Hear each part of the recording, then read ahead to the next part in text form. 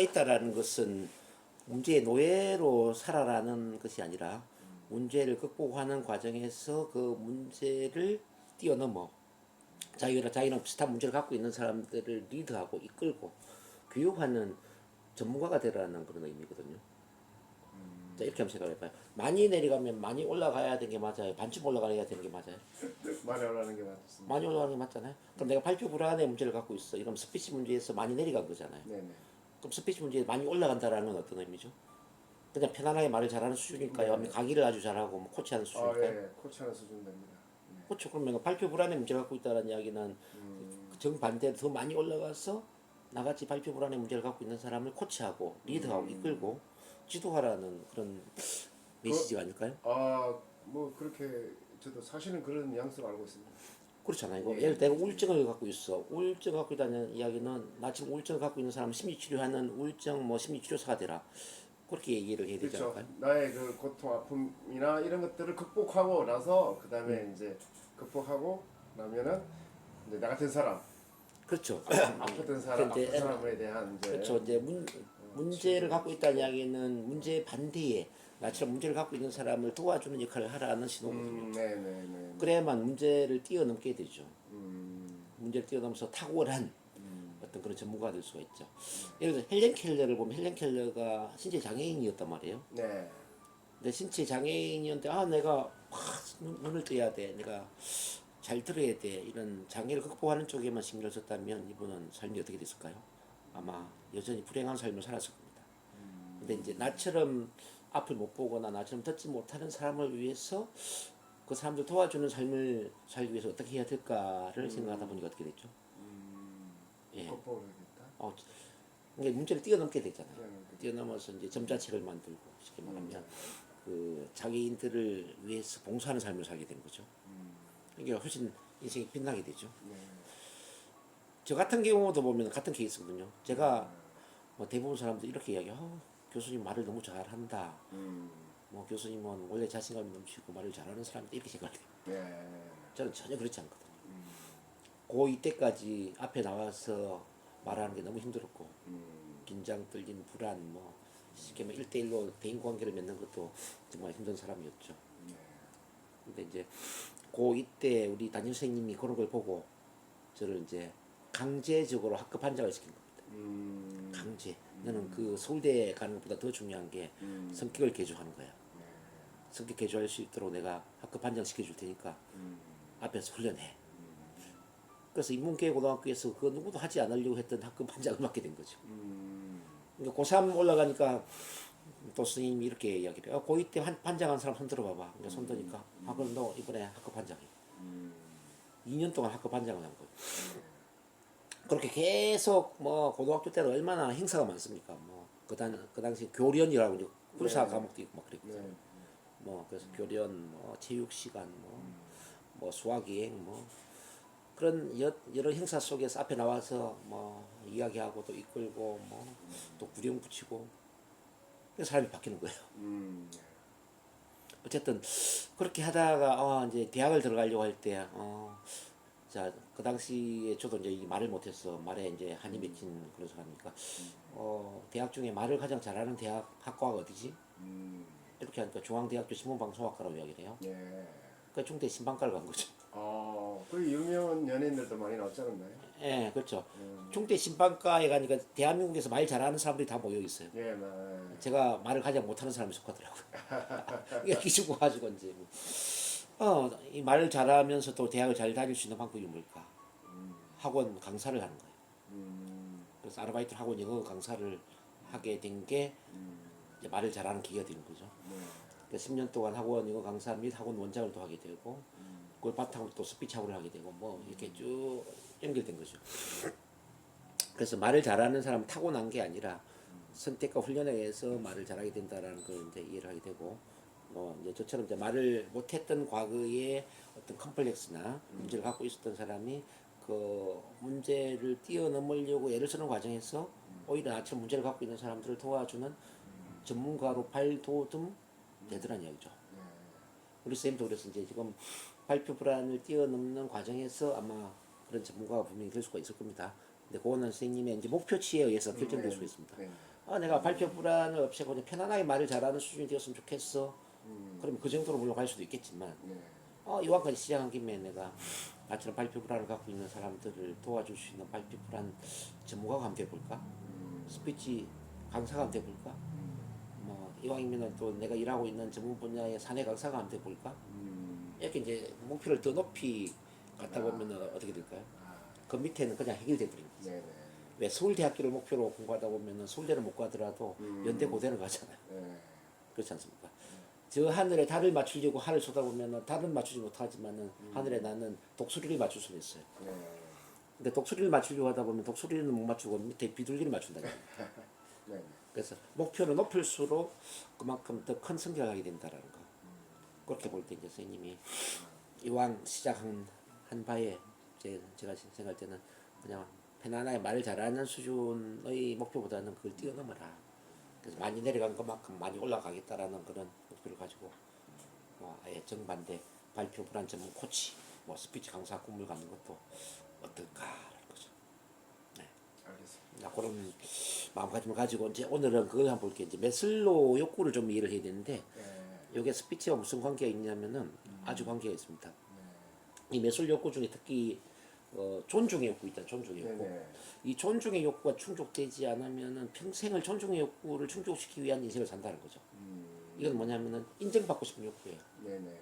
자, 우리 왼쪽 가슴에 이런 표가 있다고 보시면 돼요. 나는 사랑받고 싶어요. 인정받고 싶어요. 이해받고 싶어요. 네. 남들이 나를 이해해 줬으면 좋겠어요. 내 편이 되었으면 좋겠어요. 이제 이런. 네. 그러니까 스피치 할 때도 같은 원리인데 내가 스피치 했을 때 사람들이 나를 인정해 줬으면 좋겠어. 스피치 할 때 나를 무시하지 말았으면 좋겠어. 나를 비난하지 말았으면 좋겠어. 말을 잘했다고 칭찬해 줬으면 좋겠어. 뭐 이런. 네네. 여기 이제 존중의 욕구라는 거죠. 네. 이해되시나요? 네네. 그러니까 이제 전 세계적으로 한 80%는 존중의 욕구가 충족이 안 됐다 이렇게 볼 수가 있습니다. 80% 정도. 왜냐하면 이거는 이제 우리가 성장 과정의 문제인데 부모들이 부모 차이점을 가지고 부모가 된 게 아니지 않습니까? 예. 그러다 보니까 이제 애는 낳았는데 이 애를 어떻게 키워야 될지 잘 모르는 거죠. 그러니까 잔소리를 하게 되고 꾸지람을 하게 되고 어떤 상별 체계로서 부모 가치에 맞는 행동을 하면은 칭찬하지만은 가치에 맞지 않으면은 벌을 주고 체벌을 하고 막 이런 문제가 생긴단 말이죠. 그죠? 그러다 보면 이제 아기는 연약하지 않습니까? 자아가. 네네. 아기는 무조건적으로 사랑을 받기로 원하는데 무조건적인 사랑을 주는 게 아니라 조건적으로 있긴 이제 부모가 벌을 주고 체벌을 하고 꾸지람하고 하니까 눈치를 보게 되는 거죠. 그래서 이제 이 사랑이 충족이 안 되는 거죠. 사랑받고 싶은데 이해받고 싶은데 인정받고 싶은데 이런 것들이 이제 쌓이는 거죠. 그래서 이제 대부분은 왼쪽 가슴에 사랑받고 싶어요, 이해받고 싶어요, 인정받고 싶어요, 내 편이 되어주세요 이런 욕구를 갖고 있다는 거죠. 그게 이제 스피치 할 때도 그대로 이제 접목이 되는 거죠. 내가 발표를 했을 때 사람들이 나를 긍정적으로 봐줬으면 좋겠어. 내가 말을 잘했다고 칭찬해 줬으면 좋겠어. 나를 무시하지 말았으면 좋겠어. 이런 게 있는 거예요. 요게 심할 때 강박으로 가는 강박. 네. 그러니까 완벽주의 정상. 네. 잘해야 돼. 실수하면 안 돼. 자, 이게 이제 우리가 이제 TA 이론을 보면 이렇게 되는 거죠. TA는 이제 교류 분석의 약자거든요. 여기 보면 우리 이제 여러 마음이 있어요. 이제 어버이 자아가 있고 어른 자아가 있고 어린이 자아가 있거든요, 선생님. 네. 어버이 자아에 보면 비판적인 어버이가 있고 양육적 어버이가 있는데 이제 비판적 어버이는 CP라고 CP. 네. CP는 마음속에서 나를 꾸지람하는 거죠. 네. 병신 같은 게 그 말도 잘 못해가지고 네. 병신 같은 게 실수를 했어, 실패를 했어. 남들은 다 자신감 있는데 너는 왜 자신감이 없어? 이렇게 마음속으로 나를 막 나무라는 거지. 네네네. 이게 CP예요. 네. 반대로 이제 MP 양육적 어버이는 뭐냐면 나를 따독거리는 거죠. 실수할 수 있지 뭐. 누구나 처음부터 잘하는 사람이 어디 있어. 다음에 잘하면 되지 뭐. 이렇게 나를 따독거리는 이 마음을 이제 MP라고 해요. 네. 근데 어릴 때 그 부모로부터 꾸지람을 많이 들으면서 자란 그 사람은 CP가 강할까요? MP가 강할까요? CP가 강하죠. CP가 강하죠. 네네. 근데 어릴 때 이제 부모로부터 칭찬받고 이렇게 인정받으면서 자란 그런 사람 같은 경우는 MP가 더 강하겠죠. 네. 그래서 이제 사랑을 많이 받고 자란 이런 사람은 MP가 강하기 때문에 남의 눈을 보지 않아요. 네, 네. 눈치 보지 않아요. 근데 사랑을 받지 못하고 자란 사람 CP가 강해지기 때문에 자기 스스로 마음속에 막 비판을 하기 때문에 남의 눈치를 보게 되는 거죠. 네. 남들은 잘하는데 왜 날 말을 못할까? 이렇게 계속 비교하게 되고 경쟁하게 되고 남의 눈을 의식하는 거죠. 그 다음에 이제 A는 뭐냐면 어른자라는 건데 이거는 뭐 합리적이고 이성적이고 현실적인 이런 겁니다. 네. 이거는 뭐 그게 중요한 게 아니에요. 근데 어린이자에 보면은 두 가지가 있는데 하나는 수능적인 어린이, 하나는 자유 어린이. 수능적인 어린이 A씨라고 그러는데 A씨는 착한 어린이, 착한 네, 어린이. 네, 네. 그러니까 착한 컴플렉스라고 이야기 들어보시죠. 네, 알죠.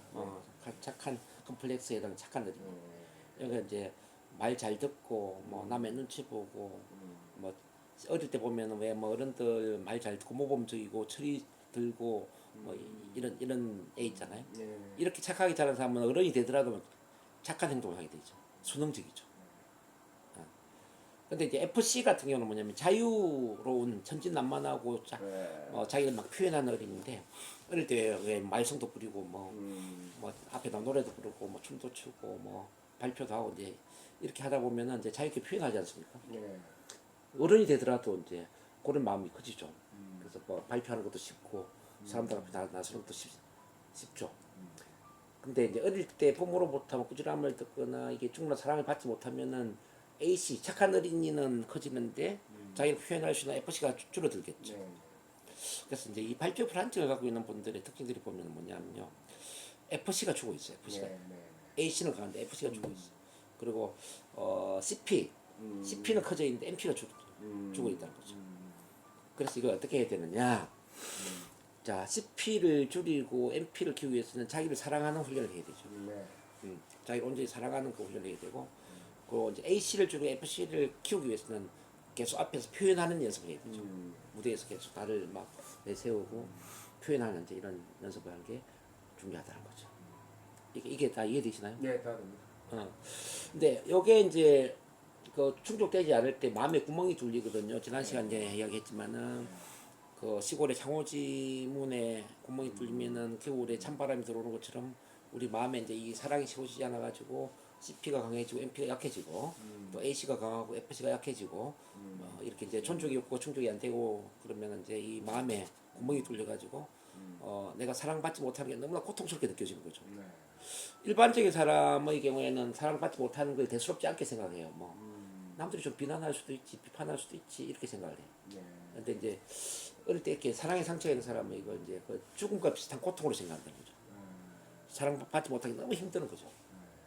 마치 사랑받지 못하는 거는 돌멩이 한 대 얻어맞는 거예요. 돌멩이 한 대 얻어맞는데 개구리는 얻어맞으면 어떻게 될까요? 개구리. 죽어요. 그렇죠, 죽겠죠. 코끼리 같은 경우는 아무 느낌이 없겠죠. 네, 네. 그러니까 사랑을 받지 못했다는 이야기는 개구리 같은 마음이 되는 거예요. 사랑을 많이 받았다는 이야기는 코끼리 같은 마음이 되는 거예요. 여기 이해되시죠? 네. 그래서 개구리 같은 마음이 돼서 내가 얻어맞으면은 죽겠다. 네. 자, 이 느낌처럼 누군가 비난하고 비판하고 나한테 욕을 하고 꾸지람을 하는 거는 개구리가 돌멩이 얻어맞는 것처럼 죽을 것 같은 네. 그런 힘든 느낌이라는 거죠. 그래서 이걸 두 번 다시 나는 경험을 안 하고 싶어. 네. 나 그런 행동을 피하고 싶어. 이걸 이제 방어 기제라고 그래요. 네. 그래서 발표하려면 아주 완벽하게 잘하든지 아예 그 자리를 피하든지 네. 둘 중에 하나로 가는 거죠. 예. 그래서 이제 회피성의 성격이 만들어졌다. 그렇게 볼 수가 있습니다. 요걸 그래서 이제 전체적으로 좀 요약을 해보면은 자 여기 이 구조를 이제 보는데요. 지금 설명했던 이런 존중이 없고 충족이 안 되고 그 다음에 이 교류 분석에 이제 CP가 강해지고 예. 그 다음에 이 수능적 어린이가 강해지고 MP가 약하고 자유 어린이 FC가 약해지는 경우 쉽게 말하면 욕구 사랑에 대한 욕구 좌절이 일어났을 경우 네. 그러면 이제 부정적 정서와 제한적 신념으로 간다는 거죠. 이제 부정적 정서는 어떤 불안감, 네. 또 슬픔, 네. 뭐 분노 조절이 안 되는 경우 이게 마음에 이제 상처겠죠. 네. 이것들이 이제 대신할 대상을 찾아요. 그래서 이제 어떤 사람은 술, 네. 알코올 중독, 뭐 어떤 음식으로 가서 폭식이라든지, 뭐 또는 야식이라든지, 뭐 과식 이렇게 이제 다이어트의 문제가 갈 수가 있고요. 또 이제 사람에 빠질 수가 사람에 중독이 되는 경우를 우리 스토커 네. 아. 또는 의처증, 의부증 이렇게 할 수도 있죠. 음. 그리고 또 마약 중독이 될 수도 있죠. 네네. 마약 중독. 그게 신체적으로 연결되면은 이제 불면, 뭐 두통, 위장, 뭐 심장 장애, 혈압, 관절, 각종 통증, 뭐 암 이렇게 연결될 수 있다는 뜻입니다. 이해되시나요? 네네네. 이제 제한적 신념으로는 할 수 없다는 느낌, 뭐 이것밖에 안 돼, 뭐 자신감, 결렬 이렇게 되면서 이제 발표 불안도 이와 이제 관련된 연장선에서 볼 수가 있다.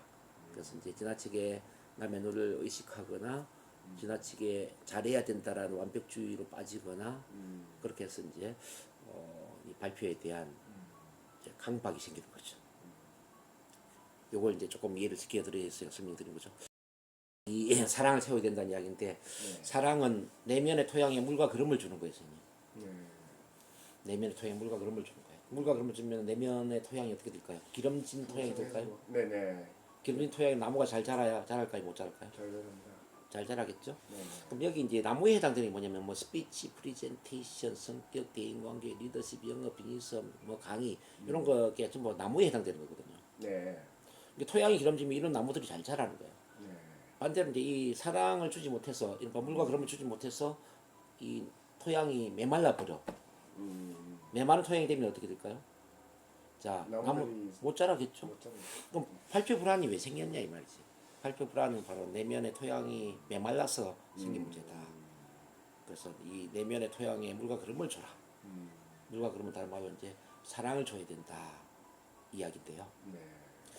사랑은 이른바 이제 의존성과 독립성의 차이를 만드는 게 사랑이에요. 네. 사랑이 부족하면 의존성 쪽으로 가버리죠. 네. 의존성이라는 것은 사랑을 갈구하는 쪽으로 가는 건데 네네네. 이게 심리적으로 다른 사람한테 의존하는 걸 의존성이라고 그랬어요. 심리적으로 의존한다는 건 심리적으로 남들 눈치를 보고 남들에 의해서 영향을 받는 거죠. 네. 기가 죽고 주눅이 들고 이렇게 되면 남의 눈치를 보는 이런 거죠.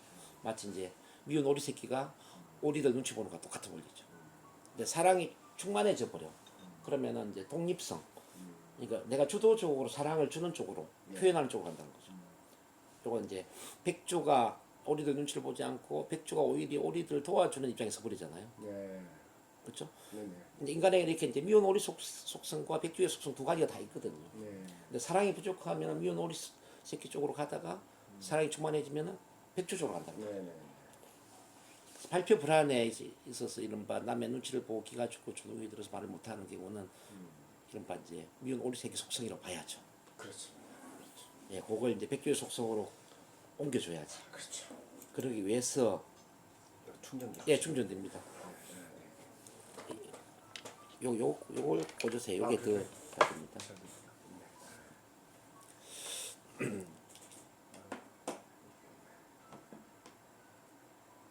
됐죠?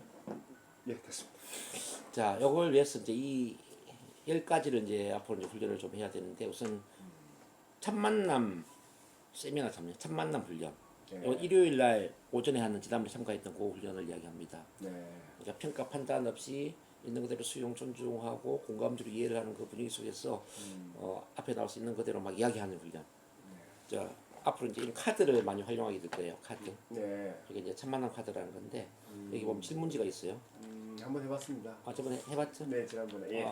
준비되지 않고 그냥 질문지를 들춰서 읽고 바로 즉석에 이야기하는 거죠. 예. 근데 스피치는 이렇게 이제 물론 이제 준비를 해야 되는 스피치도 있어요. 뭐 프레젠테이션이나 회사에서 하는 이런 거 준비를 해야 되겠죠. 네네. 강의도 그렇고. 근데 그런 거는 준비하는 스피치라고 이제 봐야 되고, 네. 요거는 준비하지 않은 스피치거든요. 네네. 그러니까 무의식적인 스피치. 이제 이 무의식적인 스피치가 왜 중요하냐면요. 자, 이 우리가 준비를 안 하더라도 말하는데 문제가 없다라고 스스로 느끼고 있느냐, 준비를 해야만 잘할 수 있다고 느끼고 있느냐에 따라서 말하는 게 달라지거든요. 근데 발표 불안을 갖고 있는 분들은 준비를 해야만 잘한다고 생각을 해요. 네. 준비를 해야만. 준비하지 않으면 불안한 거죠, 그러니까. 즉석에서 뭘 시키거나 뭐 질문을 하거나 갑자기 막 어떤 스피치를 시키면은 갑자기 막 불안해진단 말이죠. 근데 이제 이 훈련을 하다 보면 어떤 일이 생기냐면 준비 안 하더라도 난 원래 잘해라는 느낌이 있는 거죠. 네. 근데 원래 이제 인간은 준비하지 않더라도 말을 잘할 수 있는 모든 준비가 다 돼 있어요. 사실은 그래, 사실은. 저도 그렇게 생각합니다. 그걸 생각하죠. 지난번에 일을 해보니까 그렇죠. 그냥 말 잘 놓으죠. 뭐 그런 것도 경험적으로도 뭐 뭐 확인이 되지만 네.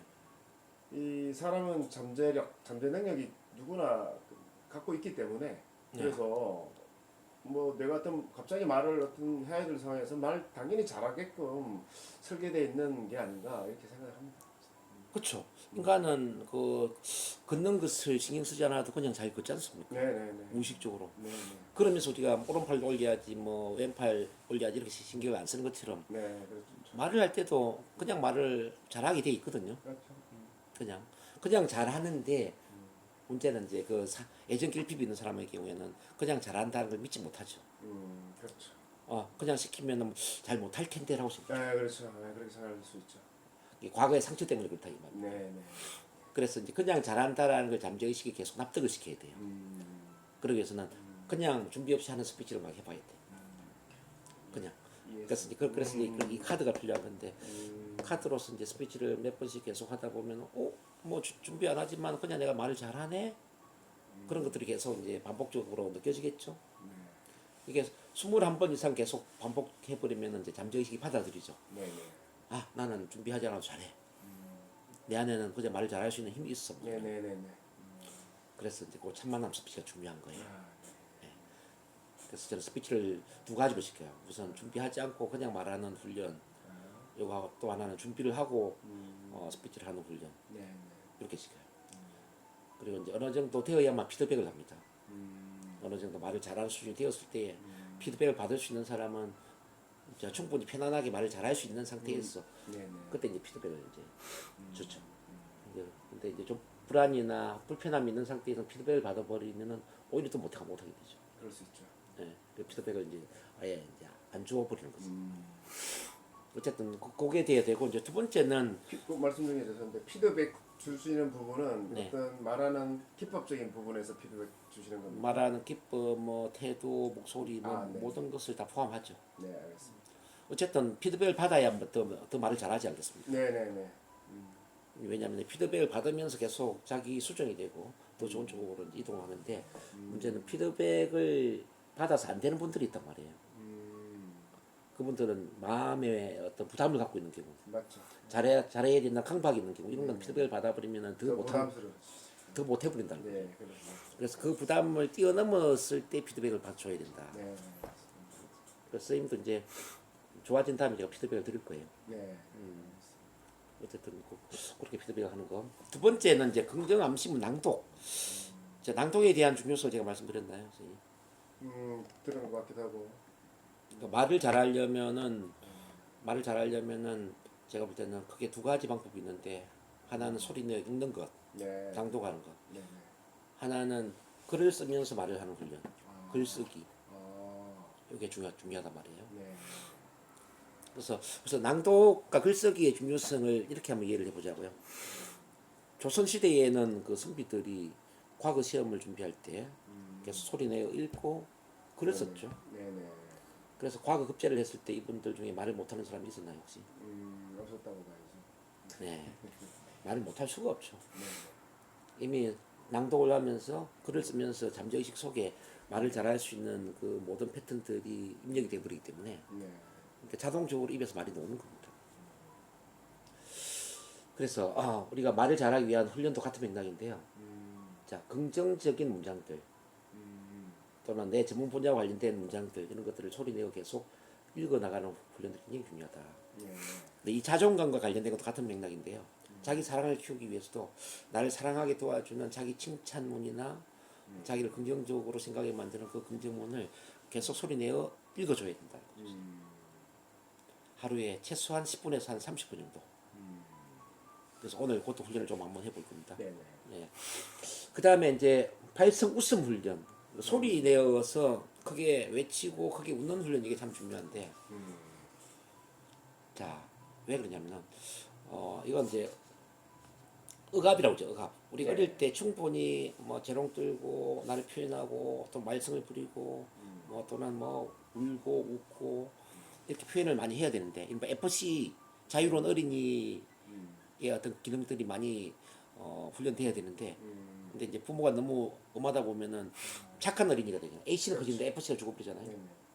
그래서 자기 표현을 안 하게 되잖아요. 자기 표현을 안 하게 되면 어떻게 될까요? 그게? 쌓이잖아요, 그냥. 예. 쌓인다는 거 억압이라고 그러거든. 네네네. 억압은 엉어리가 되고 엉어리는 한이 되고 화병이 된단 말이에요. 네. 마치 웅덩이에 물이 계속 고여가지고 흐르지 않고 고여 있으면 물이 썩어버리잖아요. 네. 내 마음도 이게 계속 표현되지 않고 고여 있으면 썩어버리거든요. 그래서 발표 불안도 일종의 썩은 마음이다 이렇게 봐야 되거든요. 썩은 마음, 표현되지 않는 그 웅덩이에 썩은 물과 같은 썩은 마음이라고 생각해요. 자, 웅덩이에 물을 그러면은 깨끗하게 만들려면 어떻게 해야 되죠? 흐르게 만들어야 되죠. 흐르게 만들죠. 네. 수로를 만들어 흐르게 만들어야 되죠. 그럼 쌓여있는 내 썩은 마음을 어떻게 해서 깨끗하게 만들어내야 죠 이것도 흐르게 만들어야 돼요. 마음의 수로를 만들어야 돼요. 네. 마음의 수로 중에 가장 중요한 게 크게 소리 지르는 거예요. 아. 크게 소리 지르고 감정을 표현하는 거죠. 울분을 토해내는 거죠. 그래서 크게 소리 지르고 크게 웃는 것 이게 참 중요하다. 그리고 실컷 이야기하는 것. 네. 실컷 이야기하는 것. 실컷 이야기하는 건 아까 이제 첫 만남에 대한 이야기를 했잖아요. 있는 그대로 내 내면을 막 이야기하는 거, 표현하는 거. 이런 걸 통해서 엉어리가 이제 없어지는 거죠. 그리고 이제 오늘 또 치료하게 된 내면의 치유도 또 중요해요. 표현을 못하게 만들었던 그 움츠러들게 만들었던 그 어린 시절에 나를 만나는 거죠.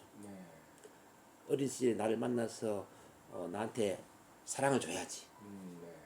나를 움츠러들게 했던 그 어머니는 왜 나를 움츠러들게 했는지, 아버지는 왜 나를 움츠러들게 했는지 그 어머니를 만나야죠. 어머니의 입장에서 또 이해를 해야죠. 그러면서 어머니가 나를 사랑하지 않는 게 아니라 사랑을 했는데 불구하고 어머니가 뭐 많이 바빴거나 또 나 외에 또 동생들 뭐 또는 위에 뭐 누님이나 또 형님들 이렇게 이제 한꺼번에 많이 키우다 보니까 뭐 사랑을 표현할 수 있는 여력이 없었다든지 뭐 어머니도 마음에 상처가 있었다든지 뭐 이유가 있겠죠. 그런 걸 이제 그 내면의 치유를 하면서 다시 이제 만나줘야지. 그러면서 그때 어머니를 용서하고 그때 사랑받지 못했던 내한테 또 사랑을 주면서 사랑을 채워주고 그런 내면의 체면 치유가 또 굉장히 중요하다는 그 말씀드리고요. 어쨌든 소리 지르고 크게 막 감정을 표현해라. 그게 이제 두 번째입니다. 세 번째는 자기 긍정 대화. 이거 일요일 저번에 해봤나요? 예. 선생님 자신한테 이야기하는 겁니다. 예, 사랑하는 맞습니다. 영철아 뭐 이렇게 예. 그거 중요하고 그 다음에 4번에 감사일기. 왜 감사일기가 이 자존감하고 많이 연결될까요? 그럴 수밖에 없죠. 내가 실제로 네. 뭐 감사함을 실제로 느끼게 되면 네. 감사함이 결국 사랑 이꼬르 사랑이 아닐까 뭐 이런 생각이 감사와 사랑은 쌍둥이거든요. 네. 감사한 마음이 생기면 사랑의 마음은 따라오죠. 이제 감사는 뭐냐면 모든 걸 긍정적으로 바라보는 마음이거든요. 감사는. 그러니까 이유 변명이 아니라 모든 걸 책임지겠다는 자세로서 모든 게 나한테 도움이 되는 쪽으로 해석을 하는 거죠. 그래서 이제 그 다음에 또 제가 훈련시켜 드리겠지만은 뭐 때문에가 아니라 뭐 덕분에라는 사고로 바꿔야 된다는 거. 그 어릴 때 우절함을 많이 한 어머니 때문에 내가 뭐 발표 불안이 생겼다라기보다는 그 어머니 덕분에 자상한 아빠가 되고 자상한 남편이 되었다. 그렇게 볼 수도 있잖아요. 지금 선생님 자상한 남편 맞죠? 맞습니다. 자상한 아빠 맞죠? 네네. 그 자상함이 어떻게 해서 만들어졌을까? 따뜻한 그 아빠나 따뜻한 남편의 그 마음이 어떻게 해서 만들어졌을까 생각해 봐야 돼. 내가 어릴 때 그 따뜻함을 경험하지 못했기 때문에 네네. 어머니로부터 그 따뜻한 사랑을 받지 못했던 그 덕분에 내가 지금은 따뜻한 남편이자 아빠가 되어 있다라는 걸 우리가 이해할 수 있거든요. 네. 이건 어떤 의미냐면 그 반대를 경험하지 않으면 그 반대를 알 수가 없다는 거죠. 따뜻한 반대를 경험을 함으로써 따뜻함을 아는 거죠. 사랑 반대를 경험함으로써 사랑을 아는 거죠. 추위를 경험하면서 따뜻함에 감사함을 아는 거죠. 어두움을 통해서 밝은 빛의 소중함을 아는 거죠. 이건 상대적인 세상에 이원화된 세계에서 우리가 경험할 수 있는 그런 이제 감사의 덕목이라고 볼 수 있는데요. 실패를 경험함으로써 이제 더 큰 성공을 이룰 수 있는 것처럼 우리가 이제 사랑 아닌 것, 뭐 외로움이나 미움이나 분노나 억울함이나 고독함이나 그런 걸 통해서 사랑의 소중함을 이제 일깨운다는 얘기죠. 그래서 우리가 사실은 그 뭐 좀 원망하고 억울해하고 이유 변명을 됐던 그 모든 과거의 부정적인 경험들이 사실상 감사한 일일 수가 있죠. 아, 그 덕분에 내가 이렇게 따뜻한 아빠가 되고 따뜻한 그 남편이 될 수 있었구나. 그 가난 덕분에 내가 이렇게 정말 성공 또는 뭐 부의 소중함을 알고 열심히 일을 해서 이렇게 내가 나름대로 부를 축적할 수 있었구나. 뭐 일본에도 일본은 우리 삼성처럼 이제 대기업 총수인데 이름이 누군지 모르겠지만 이분이 그 신문 기자한테 이렇게 이제 질문을 받았대요. 그 우리 회장님은 인생에서 감사한 게 있다면 어떤 게 감사한 일일까요? 이렇게 질문을 하니까 자, 첫 번째는 못 배운 것이 감사하다.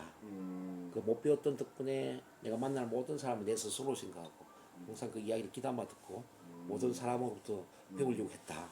참 못 배운 게 참 감사하다. 두 번째는 허약하게 태어난 게 참 감사하다. 그래서 허약. 내가 약하게 태어났던 것 덕분에 어릴 때부터 어떤 건강의 소중함을 알고 운동을 하고 건강에 좋은 음식을 먹고 이렇게 장수할 수 있는 그런 힘을 키우게 되었다. 자, 세 번째로 감사한 게 뭐냐? 자, 가난한 집안에서 태어났던 덕분이다. 가난한 집안에 태어났던 그 덕분에 어릴 때부터 어떤 돈의 소중함을 알고 그 착실하게 일을 해서 돈을 모으고 이 큰 기업을 이룰 수 있었다니까 이런 얘기를 하거든. 그래서 결핍이 없으면은 결핍 반대를 이룰 수가 없다. 그렇게 본다면은 우리 삶에서 사랑하지 못할 게 뭐가 있겠습니까? 지금 이제 스님이 갖고 있는 그 문제도 사실은 감사한 일일 수가 있겠죠. 발표 불안 참 감사한 일이다. 발표 불안 덕분에 이렇게 내가 이제 그 불안을 치료를 하기 위해서 그 심리 치료에도 관심을 갖고 뭐 NLP나 체면에 관심을 갖고 또 나 자신에 더 많은 관심을 갖고 나를 더 많이 사랑하는 계기가 될 수 있지 않겠습니까? 또 발표를 더 많이 준비하고 더 많이 훈련하고 궁극적으로 발표를 더 잘하는 사람이 될 수 있을 것이고 나처럼 발표 불안의 문제를 갖고 있는 그 많은 사람들의 마음을 공감하고 이해할 수 있는 따뜻한 사랑의 마음을 또 가질 수가 있을 것이다라는 거죠. 감사하지 않을 게 없는 거죠. 이렇게 감사한 마음을 가져버리면 자연스럽게 사랑이 따라오는 사람. 그렇지 않겠습니까?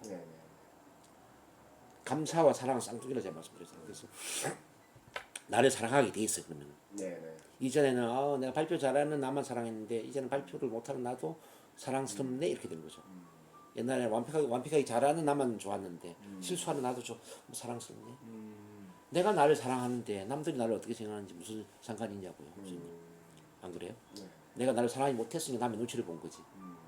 그러니까 선생님 실수를 사랑하고 긴장하고 떨리는 모습을 사랑하고 말을 못하는 모습을 사랑해버렸는데 그 자체에 왜 신경을 썼냐고요. 신경 쓸 일이 없는 거죠.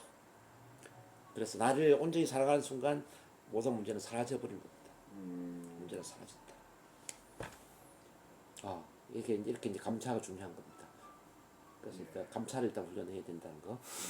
그 다음에 체면 NLP 이미지 시각화, 심상화는 계속 저랑 이제 뭐 치료하면서 계속 훈련해야 될 작업인데 시각화는 심상화를 이야기하고 눈을 감고 이제 잘하는 모습을 이미지화하고 그런 것들을 이제 현실처럼 느끼고 오감 차원에 이렇게 시각적 이미지, 청각적인 소리, 신체 감각적 느낌 이렇게 만들어내는 건 이제 심상화라고 그래요. 그러니까 생생하게 심상을 하면은 그럼 무조건 이루어집니다.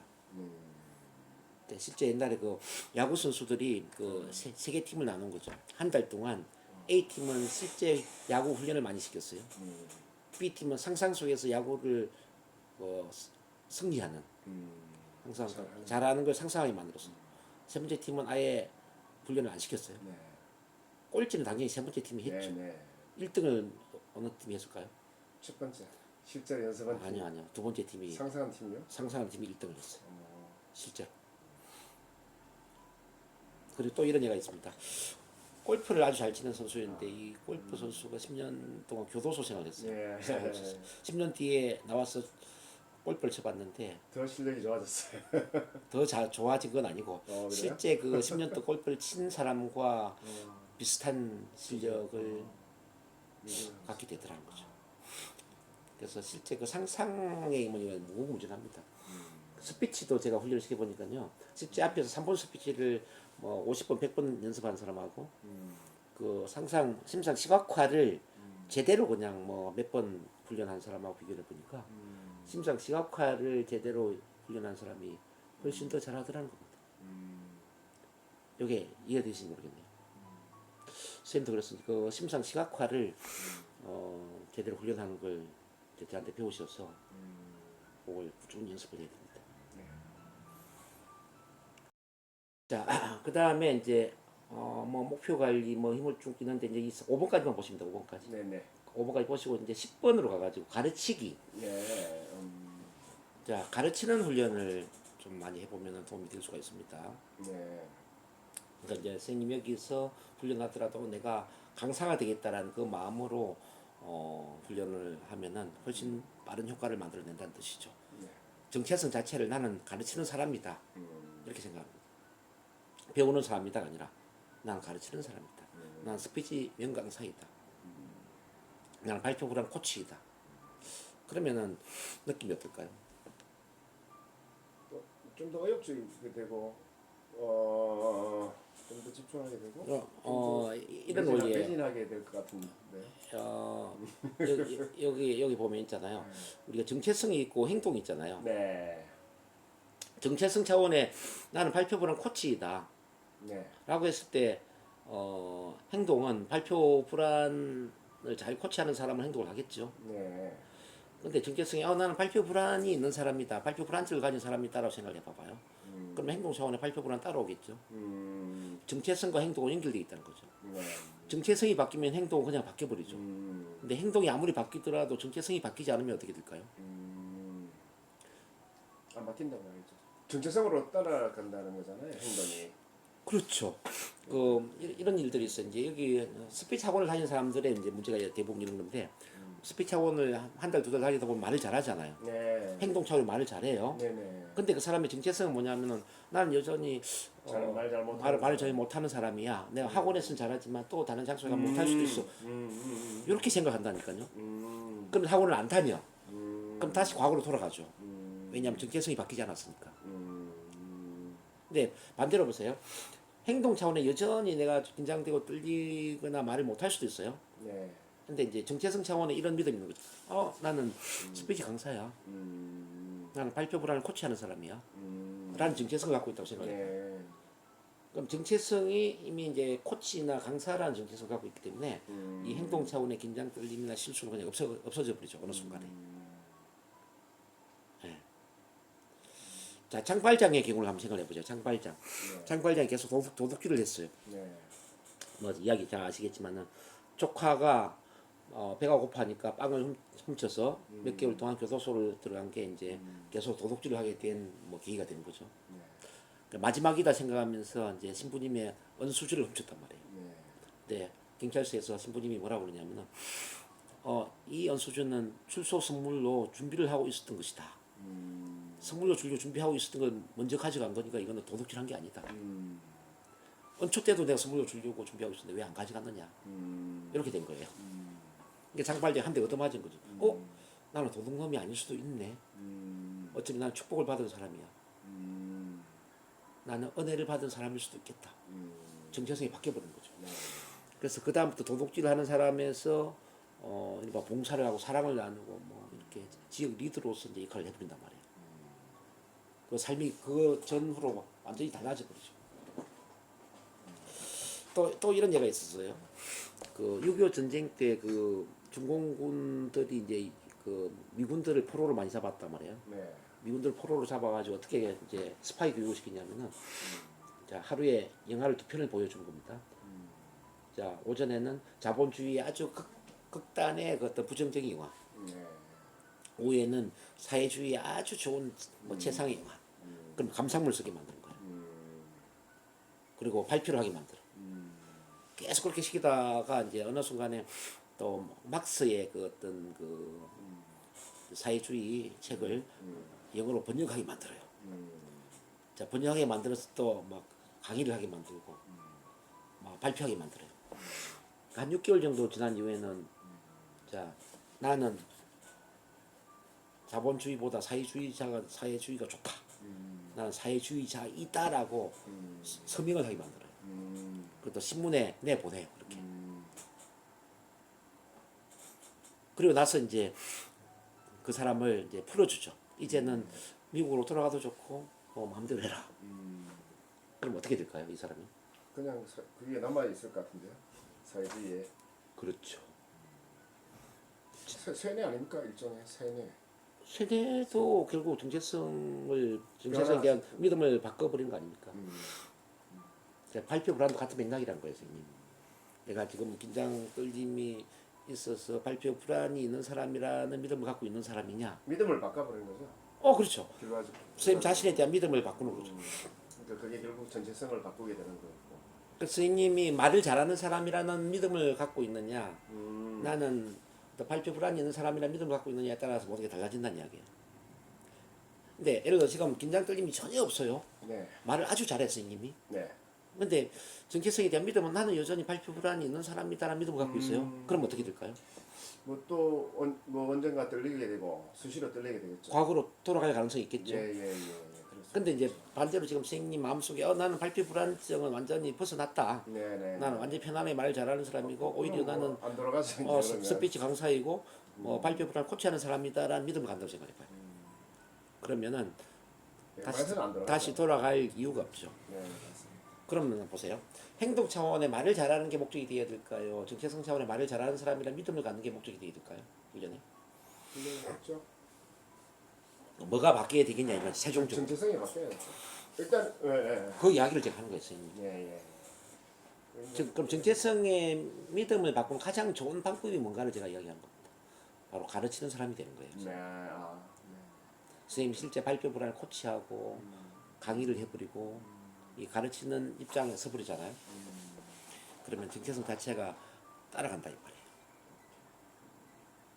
그래서 발표 불안을 극복하기 위해서 훈련하기보다는 발표 불안 코치가 되겠다, 스피치 명강사가 되겠다라는 목표를 가지고 훈련하면 훨씬 더 유리하다는 걸 제가 말씀드린 거죠.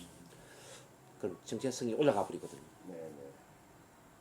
공부하는 것도 이제 같은 맥락이잖아요. 서울대학교를 목표로 공부한 사람하고 일반 그냥 뭐 4년제를 목표로 공부한 사람하고 그 사람이 정체성은 다르잖아요. 네. 나는 서울대 전공 들어가야 될 사람이야. 나는 공부를 잘하는 사람이야 뭐 이거지. 그럼 엘리트 의식이 있는 거거든요. 웬만한 직장은 눈에 들어오지도 않죠. 행동 자체도 그 엘리트에 맞는 쪽으로 가버리잖아요. 근데 반대로 전문대라든지 일반대를 목표로 했던 사람은 나는 뭐 이런 일반대를 들어갈 수 있는 이런 평범한 사람이야. 그저 그런 수준이야. 그러면 행동도 그 수준으로 가는 거예요. 맞습니다. 자기가 갖고 있는 믿음대로 된다. 그렇죠. 그 성경에도 나오잖아요. 그래서 이걸 이제 자아 개념, 이 자아 정체성이라고 이야기하는데 이제 이 자아 정체성이 한번 각인돼 버리면, 이른바 새겨져 버리면은 모든 행동이나 모든 능력이나 모든 외부적인 성격을 통해서 그 자아 정체성을 검증하려고 증명하려고 그렇게 해버린다는 거죠. 돈을 버는 것도 같은 맥락. 나는 월 500만 원 정도 버는 사람이야라는 믿음이 생겨버리잖아요. 좀 거기에 갇혀 있죠. 그럼 그 500만 원 수준에 계속 돈을 버는 인생을 살아버리는 거죠. 근데 반대로 나는 월 1000만 원 이상은 버는 사람이야라는 믿음이 생기잖아요. 그럼 때때로 실패할 수도 있지만은 결국 월 1000만 원 이상을 버는 사람으로 행동을 하게 되고 인생이 그렇게 만들어진다는 이야기죠. 나는 말빨이 센 사람이야 예를 들어서 말을 잘하는 사람이야 이런 믿음이 생겨. 그럼 때때로 실수할 수도 있고 긴장이 될 수도 있지만 이 사람 결국은 말을 잘하는 사람으로 갈 수밖에 없어요. 그래서 이제 선생님 마음 안에 지금 그 최상의 아이덴티티, 최상의 정체성에 대한 믿음을 만들어야 돼요. 지금부터라도 그래서 계속 그 세뇌를 시켜야 돼 선생님 안에. 나는 말을 잘하는 사람이다. 나는 뭐 언어적인 능력이 뛰어난 사람이다. 나는 말빨이 센 사람이다. 난 타고난 언어 능력을 타고난 사람이다. 나는 스피치 명강사이다. 나는 뭐 탁월한 말솜씨를 가진 사람이다. 우리 나를 포장할 수 있는 그 말이 참 많지 않습니까? 그걸 제가 또 이제 체면 상태에서 계속 제가 주입을 시켜 드릴 텐데 그런 자기 암시, 뭐 자기 확언으로 일단 그렇게 해서 내 정체성에 대한 느낌이 나는 말 잘하는 것 같아. 나는 발표를 잘하는 것 같아. 뭐 강의 있지만 뭐 별거 아니야. 뭐 이렇게 이제 느낌이 긍정적인 쪽으로 이제 바뀌잖아요. 그러면은 총체적인 변화가 일어나 버리죠. 그래서 모든 변화의 초점은 정체성의 변화로 봐야 된다. 이걸 제가 말씀드립니다.